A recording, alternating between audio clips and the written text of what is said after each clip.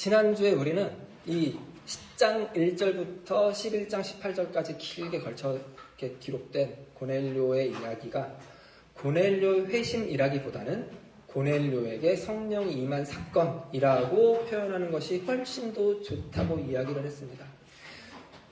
고넬료의 회심이라고 이 이야기를 보면은 놓치는 것이 너무 많기 때문입니다.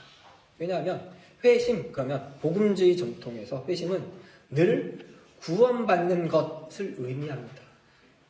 그러니까 회심은 이런 거죠.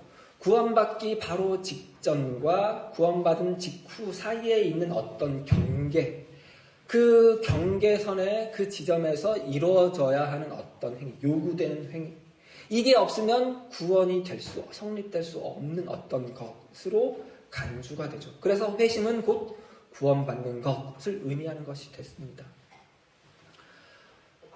그래서 고넬료의 이야기를 고넬료의 회심이라고 보는 것은 어떤 태도냐면요. 이 이야기는 결국 그 구원받기 전과 구원받기 후의 경계를 이렇게 펼쳐놓고 그 사이에 소용되는 것을 지금 이 이야기가 담고 있다. 그 이야기를 위해서 모든 것이 움직이고 있다고 이 이야기를 보는 태도입니다. 그러니까 고넬료가 회심하는 순간 구원받기 전인데 구원받게 하려고 베드로를 청해오라는 환상을 주신 거고 베드로에게도 환상을 주셔서 고넬료에게 가는 것에 대한 부담감을 줄이셨고 또 음성으로도 이 사람들을 따라가라고 하셔서 베드로가 고넬료에 찾아가게 하셨다. 그래서 고넬료에게 베드로가 뭔가를 설명하고 고넬료는 그걸 받아들이고 회심이라는 걸 해서 구원받게 하는 것이라고 본 것이죠. 그게 이 이야기에서 가장 중요한 것이라고 본 것이죠. 그런데 우리는 지난 시간에 베드로에게 하나님이 주신 환상,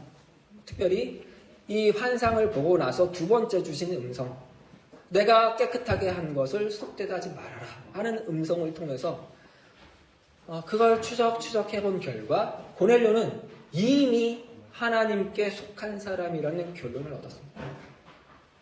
고넬료는 그러니까 그 회심이라는 것이 필요한 순간, 그 구원받기 직전 회심이라는 것이 필요한 순간인 것이 아니라 이미 새 시대에 속한 사람, 하나님을 아는 사람, 하나님이 내 백성, 내 자녀라고 하는 사람이라는 것을 우리는 확인을 했었죠. 이걸 쉽게 받아들이기는 힘듭니다. 왜냐하면 우리는 복음주의 전통에서 신앙생활을 해왔기 때문이죠. 구원이라는 것은 늘 내가 죄인인 것을 깨닫고 그런데 내가 그 죄 문제를 내 힘으로는 어떻게 할 수가 없고 그것도 깨닫고 그래서 하나님이 예수님을 보내셔서 우리가 어떻게 할 수 없는 죄 문제를 담당하시고 그 죄를 위해서 십자가에서 죽으셨고 그래서 우리 죄가 사해졌고 예수님이 그 죄를 이기시고 부활하셨고 그것이 내가 죄 문제를 이긴 것과 방불하고 그것까지 다 깨달아서 이 모든 것을 믿습니다. 아멘. 그래야 구원받는 것이라고 알고 있는 문화 속에서 그런 정서 속에서 우리는 신앙생활을 해왔기 때문입니다. 그게 완전히 다 불하다 그렇게 말할 수는 없습니다. 그런 부분이 완전히 배제될 수는 없습니다. 그런데 중요한 것은 그런 것을 깨닫는 것은 구원받은 이후의 일입니다. 그걸 깨달아야 구원받기 전에서 구원받은 후로 넘어오는 것이 아니라 그걸 깨닫는 것은 구원받은 후에나 가능하다는 것입니다. 그러니까 구원은 하나님이 하나님의 시간에 하나님의 계획과 목적에 따라 뜻에 따라 하나님이 하시는 일이라는 것입니다. 이 고넬료의 이야기에서 누가가 가장 먼저 강조하는 것, 이 고넬료 이야기의 전체 배경으로 무대로 깔고 있는 이야기가 바로 이겁니다. 구원은 하나님께 달려있다. 그러니까 베드로의 환상에서 우리가 확인했었죠. 정한 것과 부정한 것의 경계가 예수 그리스도의 십자가 죽음으로 무너졌다. 하나님이 유대인을 먼저 부르신 아브라함을 부르시고 그 아브라함의 자손을 통하여 이루시려고 하시는 일이 결국은 예수 그리스도를 통해서 완전히 다 이루어졌으니 그 하나님이 먼저 택한 백성과 안 택한 백성의 경계가 사실상 아무 의미 없어졌다. 이걸 확인했었죠. 그 결과가 고넬료다. 그러니까 고넬료가 경건한 자이고 하나님을 경외하는 자이고 구제하는 자이고 기도하는 자인 것은 그가 그를 하나님이 찾아가게 만드는 조건이었던 것이 아니라 하나님이 그를 찾아간 결과였던 것이라고 봐야지 옳다고 그랬죠. 그러니까 이걸 통해서 우리가 이 사도행전 10장 누가가 주장하는 것을 뭘 알 수가 있냐면은 하나님의 구원은 지금으로부터 2000년 전쯤 되는 어떤 시점에 유대인이라고 하는 한 민족에 그 유대인이 살고 있었던 팔레스타인 지역이라는 한 지역에 국한되는 것이 아니라 그걸 넘어서는, 그걸 완전히 초월하는 사건이라고 지금 이야기하는 것이죠. 그리고 이 하나님의 구원은 한 개인의 이해, 납득, 수긍, 아멘에 매이는 것이 아니라 그걸 넘어서는 하나님의 일하심이라고 지금 먼저 이야기하면서 이 고넬료의 이야기를 시작하는 것이라고, 이걸 배경으로 깔고 가는 것이라고. 그런데 이 이야기를 아까 전에 말씀드린 것처럼 쉽게 받아들이기는 어렵습니다. 그래서 사실은 지금 이 10장 1절 시작부터 고넬료는 하나님께 속한 사람이다, 새 시대에 속한 사람이라는 선언은 사실 고넬료 이야기의 맨 마지막에 나와야 되는 결론입니다. 그래야 그나마 다른 거 다 살펴보고 그 정황을 다 살펴본 후에야 납득하기가 쉬운 결론입니다. 그럼에도 불구하고 이 결론을 서둘러서 꺼내고 들이빈 것은, 처음부터 이 결론을 먼저 막 강요한 것은 이걸 우리가 확인을 해야, 이걸 먼저 알아야 비로소 생겨나는 질문이 있기 때문입니다. 그 질문이 뭐라고 지난주 말미에 잠깐 이야기했죠. 그러면 하나님은 도대체 왜 베드로를 보내신 것인가? 이죠. 왜냐하면 이미 고넬료가 하나님의 사람이라면, 새 시대에 속한 사람이라면 베드로를 굳이 보낼 필요가 있냐? 이런 질문이 생기는 거죠. 하나님이 베드로를 보낸 과정을 보면 대단히 치밀했어요. 아주 중요한 일, 아주 긴급한 일을 하는 것처럼 고넬료에게 환상을 보이셨고, 고넬료가 부하와 하인 둘을 이렇게 보내줘. 그런데 그 사람들이 요빠에 당도할 때쯤 돼서, 미리도 아니고, 왜냐하면 베드로가 그 여운이 남아야 되니까, 그 당도할 때쯤 돼서 환상을 보여주세요. 그것도 3번이나. 그걸로도 모자라서 베드로에게 이 사람들을 따라가라 하시죠. 그러니까 뭔가 이렇게 착착착착착 진행되는 느낌이죠. 시간 딱 맞춰서 대단히 긴박하고 중요한 일 치르는 것처럼 이렇게 하셨다고요. 그런데 이 이야기의 바탕은, 전제는 베드로가 굳이 갈 일은 아니라는 것이죠. 근데 왜 이렇게 하셨는 거죠? 이 번거로움 다 무릅쓰고 감수하면서까지 말이죠. 이 번거로움의 절정은 어디였냐면 베드로에게 3번이나 환상을 보여주셨지만 베드로는 그걸 다 이해를 못했다는 거예요. 왜냐하면 베드로는 돌이기 때문이죠. 베드로 개바 돌이라고 그랬죠. 기억하시죠? 그런 번거로움 왜 다 감수해 가시면서 굳이 보내지 않아도 될, 왜냐하면 하나님은 이미 고넬료를 알고 계시고 고넬료를 찾아가셨고 고넬료를 만나셨고 고넬료에게 하나님의 사자를 보내서 말씀하실 수 있는 마당에 만약에 뭔가 필요한 말씀이 있다면 직접 그렇게 다 그냥 해결했으면 됐을 텐데 굳이 왜 베드로를 보냈냐 이거죠.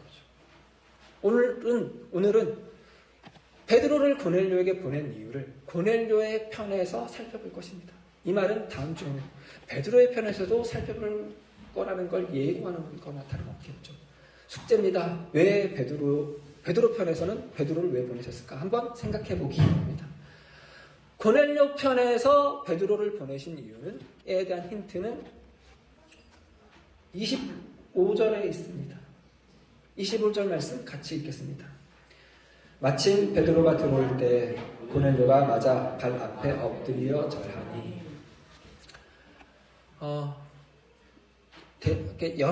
다는 아닌데 적지 않은 주석들이 봐라 고넬료가 얼마나 겸손하냐.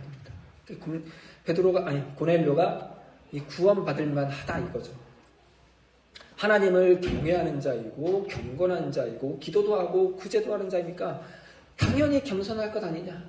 그리고 베드로는 예수님의 수제자식이나 되니까 그에게 절할 정도는 충분하다. 그러니까 그런 겸손한 발휘할 만하다 이거죠. 그러나 이건 26절을 마저 읽으면 양상은 달라집니다. 26절 또 읽습니다. 베드로가 일으켜 이르되 일어서라 나도 사람이라 하고. 이거 가지고 베드로도 겸손하다 그러면 곤란합니다. 나는 사람이다. 그건 겸손한 일이 아니죠. 정당한 자기 확인이죠. 이거 가지고 이렇게 겸손을 겸손으로 받았다. 그렇게 말들을 하는데 그건 아닙니다. 이건 뭐냐면 고넬료가 베드로에게 잘한 것은 겸손을 표한 것이 아니라 겸손해서 그런 것이 아니라 그가 비록 유대인의 하나님을 경외하고 그 하나님께 기도하고 유대인의 하나님을 알고 싶고 궁금하긴 하지만 그는 여전히 로마의 문화에 그 로마의 문화를 가득 채운 로마의 신들의 이야기에 너무나도 익숙하다는 뜻입니다. 베드로는 어떤 신적인 존재가 가서 모셔오라고 하는 존재이죠. 그러니까 말하자면 신의 대리인격 되는 자입니다.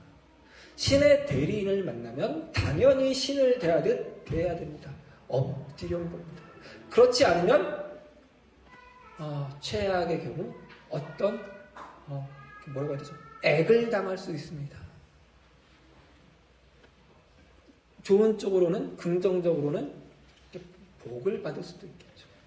복은 안 받아도 좋지만 액은 메워내야죠. 그래서 엎드린 겁니다. 그래서 베드로를 보낸 것입니다.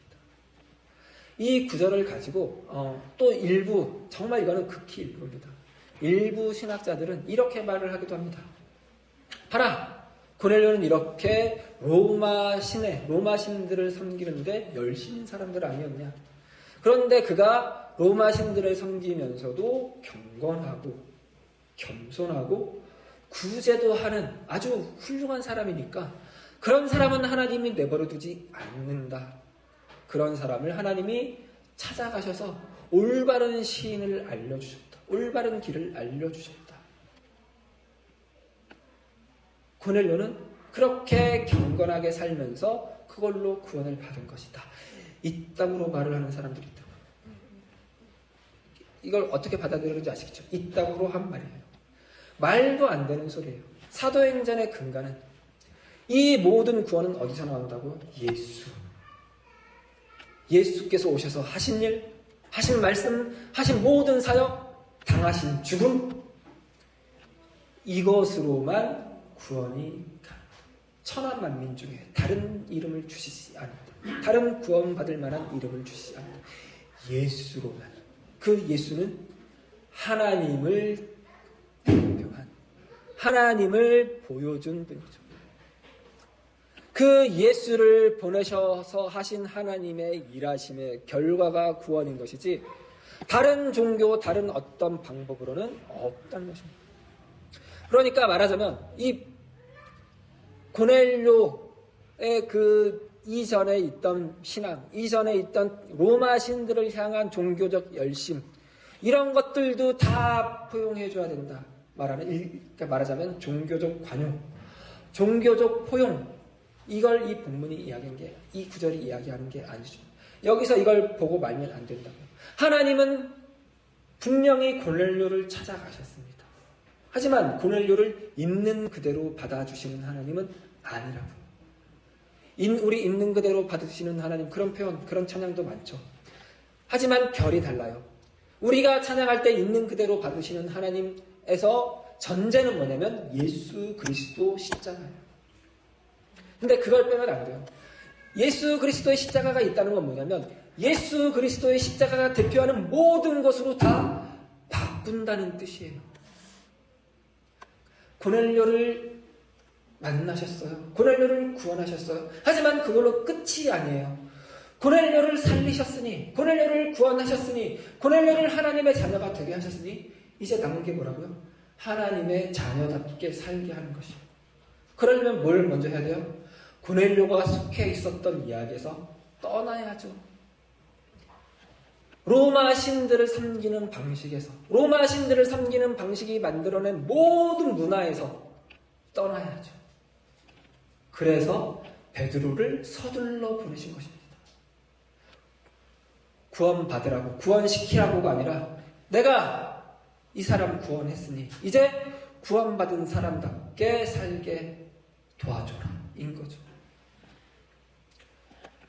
그러니까 베드로를 처음 만나자마자 고넬료는 깜짝 놀랐을 것입니다. 충격을 받았을 것입니다. 문화적 충격 혹은 종교적 충격. 왜냐하면 이 26절에 있는 베드로의 말은 이런 말이기 때문입니다. 하나님은 오직 한 분이시다.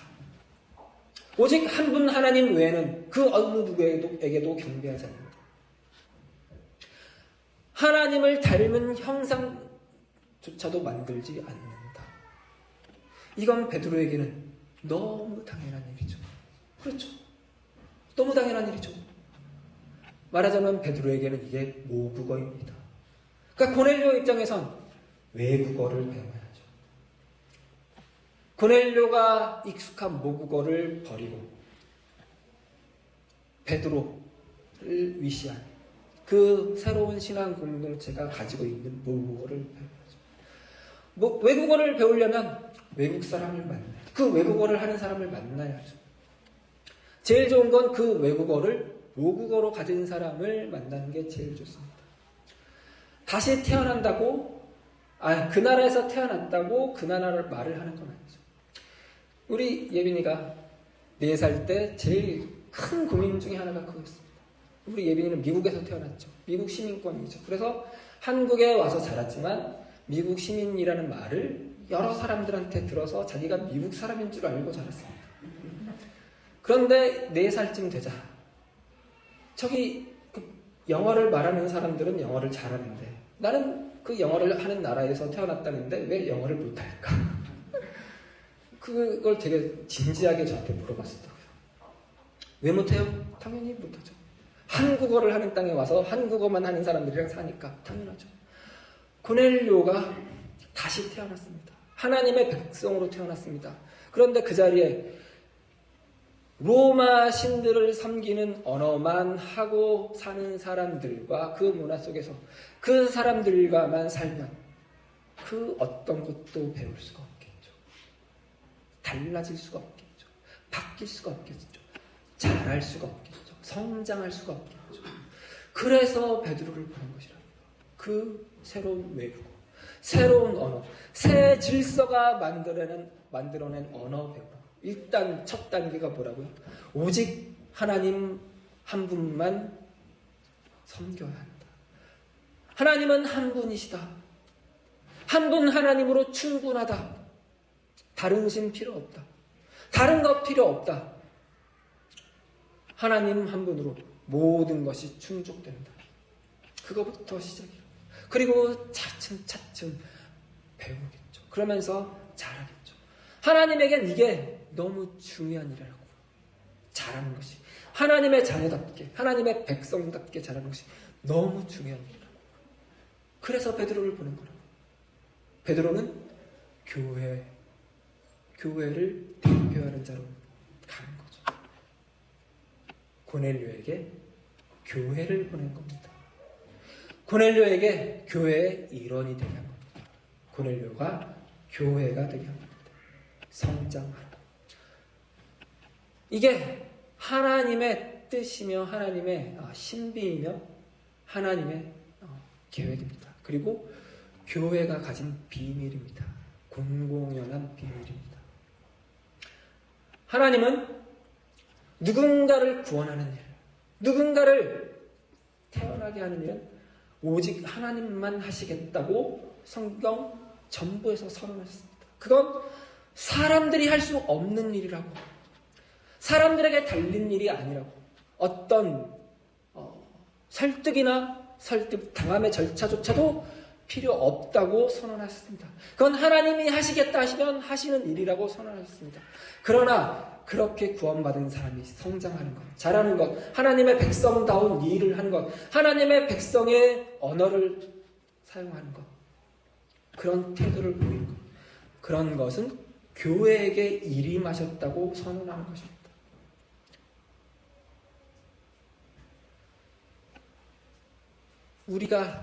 우리가 하나님의 백성답게 자라게 하려고 우리 교회를 주신 거예요. 이쯤 되면 아멘 해야죠.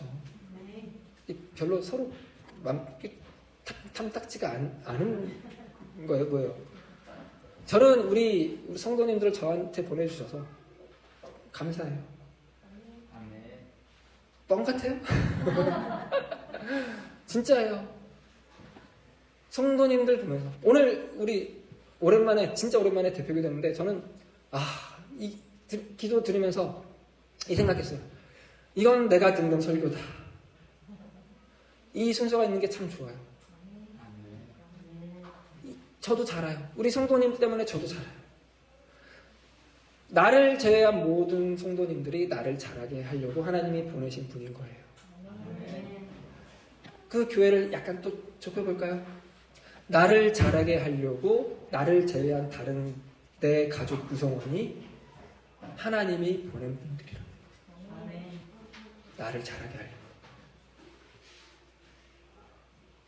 하나님에겐 너무 중요한 문제인데 그걸 하나님이 이렇게 끝내지 않는다. 그 일을 우리에게 완전히 맡기셨다. 하나님 우리를 대접하시고. 그런데 그 일은 마침내 완성될 거예요. 어느 누구도 안 자라고 끝나지 않아요. 멈춘 채로 끝나지 않아요. 왜냐하면 교회에 속해 있으니까. 계속해서 부대끼면서 자라게 될 거예요. 그래서 한번 다 자기 자신을 한번 돌아보세요.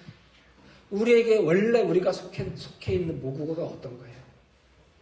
눈빛으로 제압하기. 얼굴에 있는 감정 그대로 다 표출하기. 억울한 것 안 참기. 화나면 소리 질러서 내가 이기는 거 확인하기. 이게 우리 모국어잖아요. 그죠? 그런데 그 모국어를 조금씩 잃어가요. 새로 배운 언어가 대체해가죠. 그쵸? 웃으며 넘기기. 괜찮아. 그렇게 말해주기. 격려해주기. 감싸 안아주기. 이해해주기. 우리가 조금씩 배워나가고 조금씩 더 사용해 나가는 새 질서의 언어예요. 그게 우리 언어가 점점 되어가고 있죠. 저는 진짜 우리 성도님들 보면, 우리 권사님들 보면, 진짜 우리 집사님들 보면 그래서 좋아요. 어쩜 저렇게 해같이 빛나는 얼굴로 웃을 수가 있나. 매 주일마다 우리 성도님들을 보니 하나님을 본 듯하여 내가 얼마나 기쁜지 모르겠어요. 진짜예요. 이게 가식이라고요? 아니에요. 이게 이런 얼굴을 만드는 거, 그게 내공이에요. 신앙이에요. 이 믿음이 좋은 거예요. 속은 진짜 아니어도 교회 문 앞에까지 막 이렇게 속 복잡한 일로 왔어도 들어오면서 얼굴 싹 바꾸면서 오는 거, 그게 진짜 신앙 좋은 거예요. 그런 거 잘하시죠? 앞으로 더 잘해갈 거예요. 왜냐하면 이 교회 대표는, 교회의 머리는 예수님이기 때문이죠. 모든 것을 이기신 분, 모든 것을 다 승리하신 분, 모든 고난을 다 견디시고 이기신 분, 모든 조롱과 수모를 이기고 견뎌내신 분, 그리고 죽음까지 이기신 분, 그 분이 우리 교회의 머리이기 때문에요. 그리고 우리는 모두가 다 그 머리에 연결이 되어 있어요. 그분의 이기심이 우리의 이김이 될 거예요. 그분의 승리가 우리의 승리가 될 거예요. 그분이 만들어낸 생명이 우리의 생명이 될 거예요. 그분이 사용하는 했던 모든 행동과 언어가 우리의 행동과 언어가 되고 말 거예요. 그게 하나님의 신비이며 교회의 비밀이에요. 우리는 그 신비 속에서 그 비밀을 가진 채로, 그 비밀을 공유한 채로 살아가는 인생교회 공동체입니다. 이게 늘 감사가 되는 우리 성도님들 되시기 바랍니다. 기도하시겠습니다. 하나님 감사합니다. 하나님을 찬양합니다. 그 하나님의 놀라운 신비와 하나님의 그 놀라운 일하심과 그 하나님의 놀라운 계획하심 속에 우리가 붙잡혀 있는 것을 다시 한번 배웁니다. 그렇게 우리는 잘할 것입니다. 그렇게 우리는 성장할 것입니다. 그렇게 우리는 하나님께 속한 자다운 하나님의 백성다운 하나님의 자녀다운 표정과 얼굴과 언어로 살아가게 될 것입니다.